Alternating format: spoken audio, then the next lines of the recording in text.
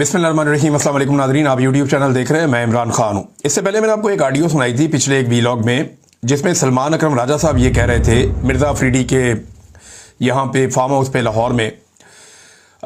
वो ये कह रहे थे कि आलिया हमजा साहबा को बुलवाया था, लेकिन वो बहुत मसरूफ़ थी और उनकी कुछ एक्टिविटीज़ हैं जिनकी वजह से वो इस प्रोग्राम में शामिल नहीं हुई। उसके बाद आलिया हमजा साहबा ने बताया कि जी मुझे तो यहीं से पता चल रहा है कि मैं बिज़ी हूँ, और ये 90 दिन कहाँ से आ गए ये भी यहीं से पता चल रहा है। तो आलिया हमजा साहबा ने एक ट्वीट किया जिसमें उन्होंने डिनाई कर दिया, इस बात की तरदीद कर दी जो सलमान अकरम राजा साहब ने कही थी। यानी राजा साहब ने कहा बुलवाया था, आलिया हमजा साहबा ने कहा जी नहीं बुलवाया था, और मुझे तो यहां पता चल रहा है कि मैं मसरूफ थी। 90 डेज वाले मामले पे और भी तनकीद हो रही है, लेकिन अब मैं आपको एक ऑडियो और सुनाता हूं। ये ऑडियो शेख वकास अकरम साहब की है। इसमें वो आलिया हमजा साहबा को कुछ और पैगाम दे रहे हैं। जरा ये ऑडियो आप सुनिए। क्योंकि इसको रंग दे रहे हैं, तो इसमें वो पार्टी की तरफ से मेरी अभी बात हुई है जो मुंतजमीन है इसके, मैं तो सिर्फ आपको इतला दे रहा हूँ। वो कह रहे हैं सिर्फ पार्लिमानी पार्टी के लोग जो हैं वो इसमें शामिल हैं जी, क्योंकि वो इसको कोई और रंग नहीं देना चाहते, सिर्फ MNAs MPs के अलावा वो कोई नहीं वो करना चाहते जी। अच्छा जी, आपने शेख वकास अकरम साहब को सुना, तो शेख साहब कहते हैं जी कि सिर्फ पार्लिमानी पार्टी की है, और उसकी रीज़न वो ये बताते हैं कि जी तनकीद होती है कि MNAs MPs नहीं करते काम कोई, और ये नहीं निकलते, तो लिहाजा MNAs और MPs को इस दफ़ा बुलाया गया है। तो एक तो ये मामला है कि MNAs MPs के ऊपर जो तनकीद करती है अवाम, वो ये करती है कि जब मार खाने की बारी आती है, डंडे खाने की बारी आती है, जब गोलियां खाने की बारी आती है, तो तब इन्होंने गोलियां नहीं खाई। एतराज़ वो ये करते हैं। हालांकि बहुत सारे MPs MNAs मैं ज़ाती तौर पर जानता हूँ जिन्होंने बड़ी कुर्बानियां दी हैं। 50-50 तो मुकदमे हुए हैं। अभी शेख वकास अकरम के अपने घर के ऊपर छापे पड़ रहे हैं। यहां पंजाब में गिरफ्तारियां धड़ाधड़ की जा रही हैं। हाल ही में कुछ और लोगों को गिरफ्तार किया गया है। लोगों की चादर और चार दीवारी का तकद्दुस पामाल किया जा रहा है। लोगों का जीना हराम किया हुआ है पंजाब में खास तौर पे। तो ये MPs और MNAs ही हैं जो ये बर्दाश्त करते हैं, और आम कारकुनों के साथ भी बड़ा जुल्म होता है। लेकिन ये शिकवा कारकुन करते हैं कि कारकुन तो निकलते हैं अपना सब कुछ दांव पर लगा के, लेकिन जो पार्टी की क़यादत है खास तौर पे अरकान असेंबली, वो उस तरह जोर नहीं लगाते जैसे उन्हें लगाना चाहिए। ये शिकवा भी साथ साथ चलता रहता है। तो उन्होंने कहा जी MNAs और MPs कहते हैं कि एक तरफ सलमान अकरम राजा साहब कह रहे हैं कि हमने बुलाया, वो नहीं आई। शेख वकास अकरम साहब कह रहे हैं कि बुलवाया ही नहीं, और ना बुलाने की वजह यह है कि यह सिर्फ पार्लियामेंटेरियंस का था। अगर ग्राउंड रियलिटी आप देखें तो मिर्जा अफरीदी के फार्म हाउस पे बेशुमार ऐसे लोग मौजूद थे जो पार्लियामेंटेरियंस नहीं थे। यानी वहां पे सैकड़ों की तादाद में लोग मौजूद थे, और ज्यादातर लोग वो थे जो पार्लियामेंटेरियंस नहीं थे, जो ना सूबाई असेंबली के रुकन है ना कौमी असेंबली के रुकन है।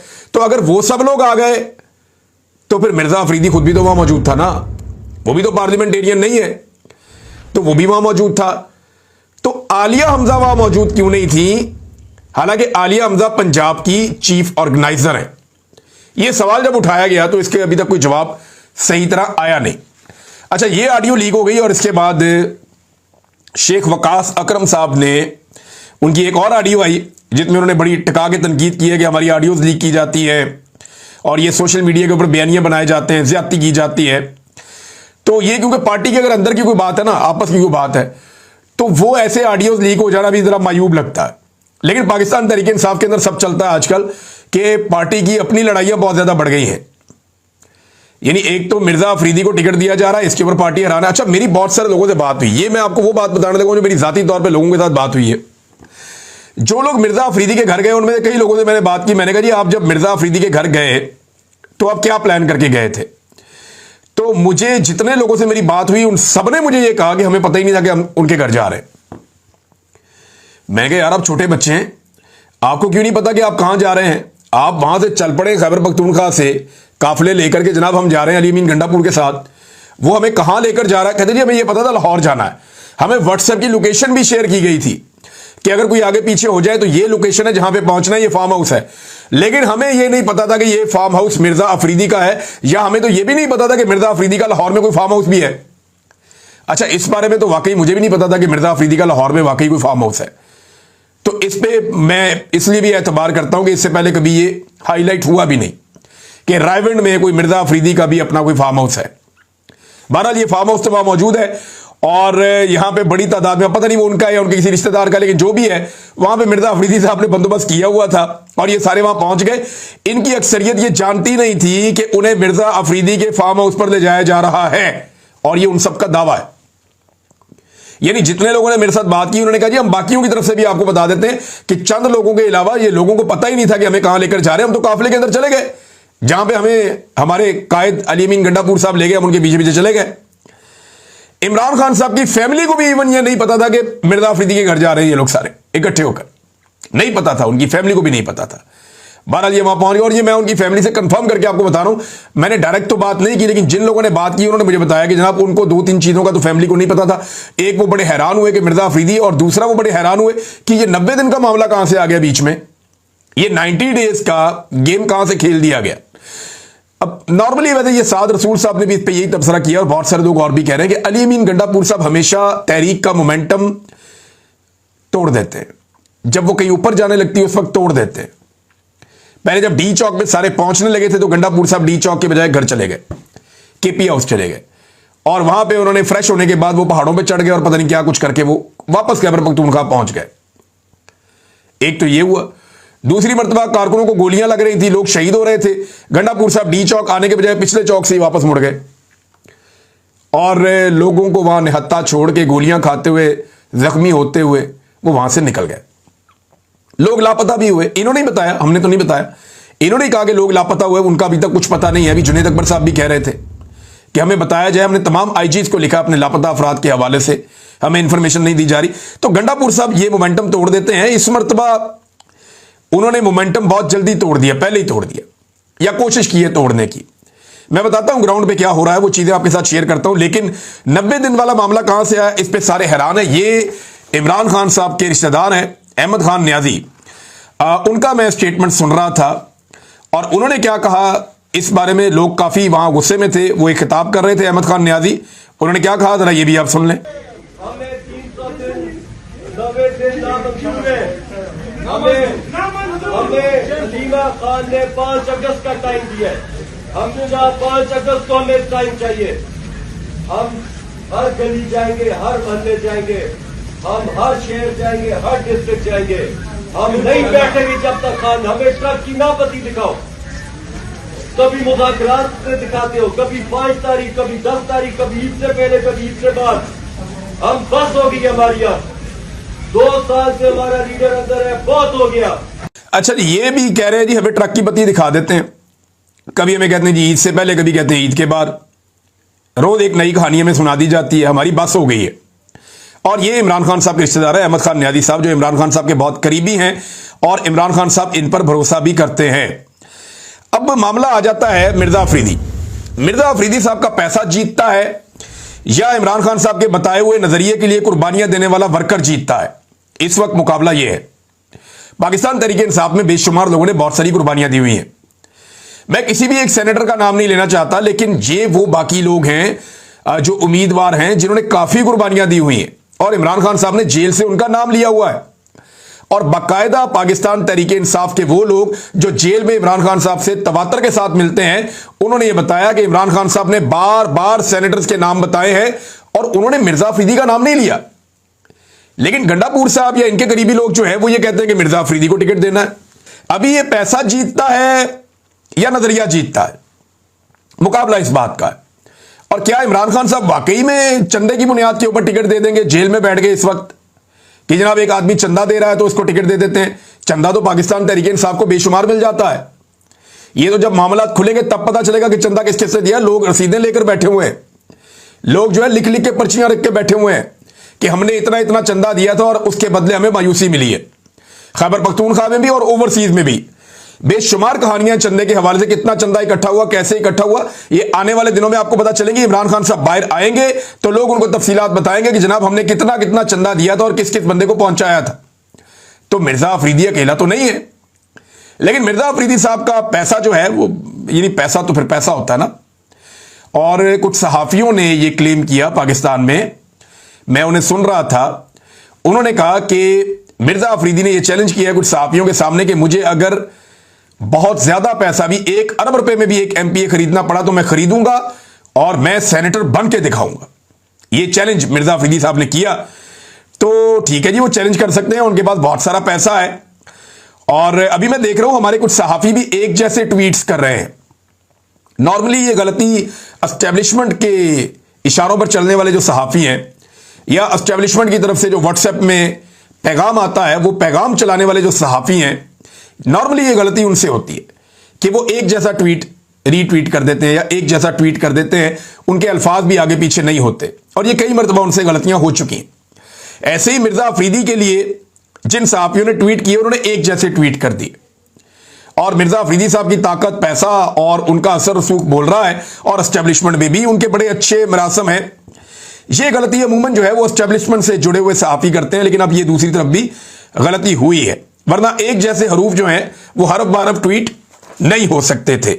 बहरहाल आने वाले दिनों में बड़ी गेम होने वाली है, सहाफियों को चाहिए अपनी इज्जत बचाएं और मिर्जा अफरीदी को बिला वजह सपोर्ट करने से अपने आप को महफूज रखें, क्योंकि जो जो सपोर्ट करेगा उसका मतलब साफ जाहिर है। यानी इस वक्त एक ऐसा आदमी जिसका कोई नजरिया नहीं है, एक ऐसा आदमी जिसने कोई कुर्बानी नहीं दी, एक ऐसा आदमी जिसने इमरान खान की पार्टी की उस वक्त मजम्मत की जब पार्टी को इमरान खान की जरूरत थी, यानी 9 मई की मजम्मत करने का मतलब तो आप समझते हैं, और उसके बाद कभी इमरान खान साहब का मुड़ के पूछा भी नहीं, कभी सेनेट के अंदर उन्होंने आवाज नहीं उठाई, कभी उन्होंने सेनेट में डिप्टी चेयरमैन होने के बावजूद कभी कोई जोरदार तरीके से इमरान खान साहब के लिए आवाज नहीं उठाई, जोरदार क्या हल्की आवाज भी नहीं उठाई। और जब सीट खत्म होने लगी थी तो फिर एस्टेब्लिशमेंट की मर्जी से ही होता है, आपको पता है। एजाज चौधरी साहब का एक प्रोटेक्शन ऑर्डर जारी कर दिया जिसपे कभी भी अमल दरामद नहीं हुआ, वो तो अपनी इज्जत रखने के लिए यूसुफ रजा गिलानी साहब ने भी जारी किया है, जिस पर कोई अमल दरामद नहीं हुआ, क्योंकि एजाज चौधरी साहब कंप्रोमाइज नहीं कर रहे।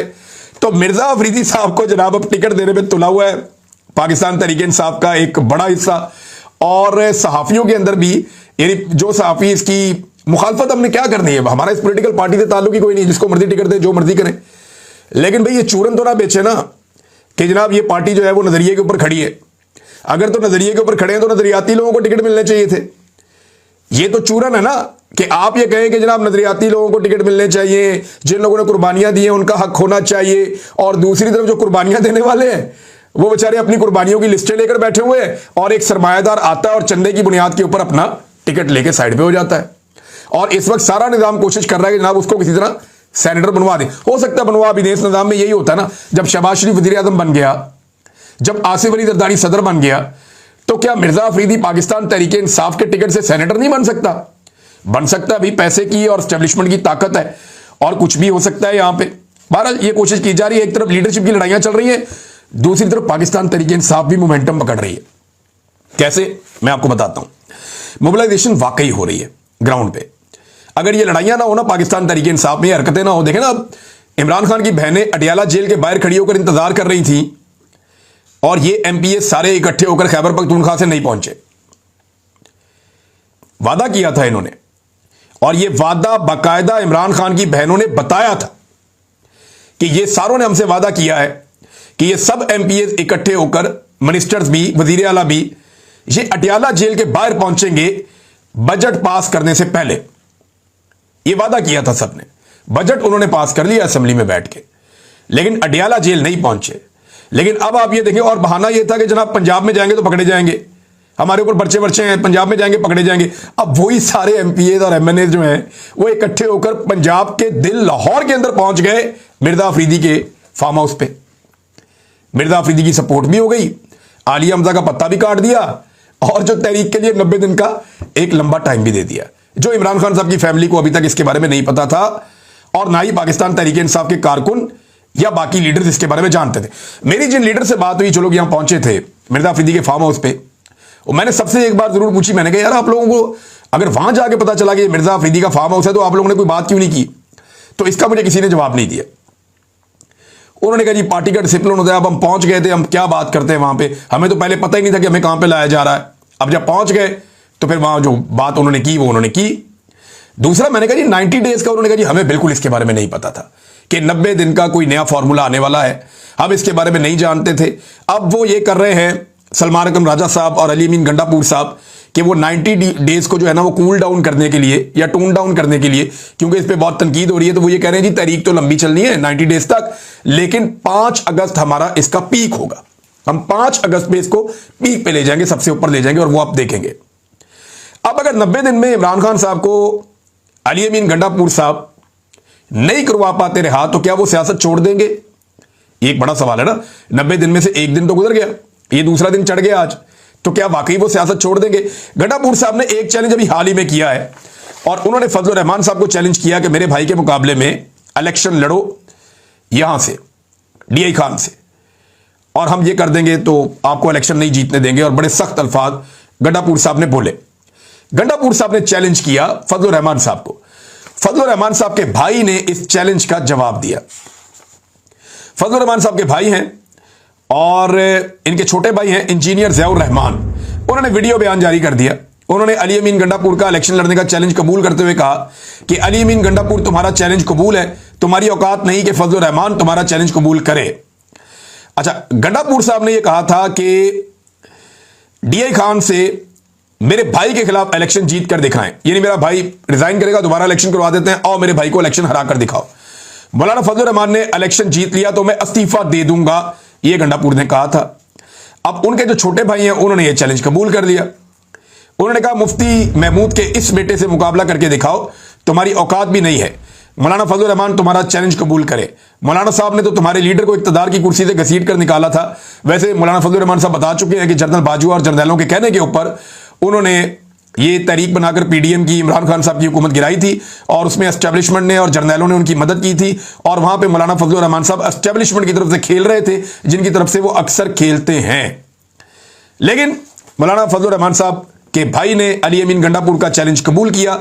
अब देखते हैं कि गंडापुर साहब वाकई में उन्होंने हकीकत में ये चैलेंज किया था या सिर्फ एक बड़क मारी थी, और अगर उन्होंने वाकई हकीकत में चैलेंज किया था तो उन्हें अपने भाई को एक दफा इस्तीफा दिलाना पड़ेगा, फिर दोबारा इलेक्शन करवाना पड़ेगा, और उस इलेक्शन में फिर देखेंगे कि उनका भाई इलेक्शन जीतता है या फजल रहमान का भाई इलेक्शन जीतता है। तो ये चैलेंज जनाब कबूल हो गया है। नादरीन, जो पब्लिक में मोमेंटम बन रहा है उसमें कुछ जगहों पे बड़ा जबरदस्त लोगों ने निकल के बाहर शो ऑफ पावर की है। पाकिस्तान तहरीक इंसाफ से मोबिलाइजेशन जो हो रही है सिंध में, आज़ाद कश्मीर में और बलूचिस्तान में, 3 जगहों के ऊपर बड़े इज्तिमात हुए हैं। टंडो जाम मोहम्मद खान में रैली निकाली पाकिस्तान तहरीक इंसाफ ने, बड़ी तादाद में लोग निकले। लोराली बलूचिस्तान में भी बड़ी तादाद में लोग निकले हैं।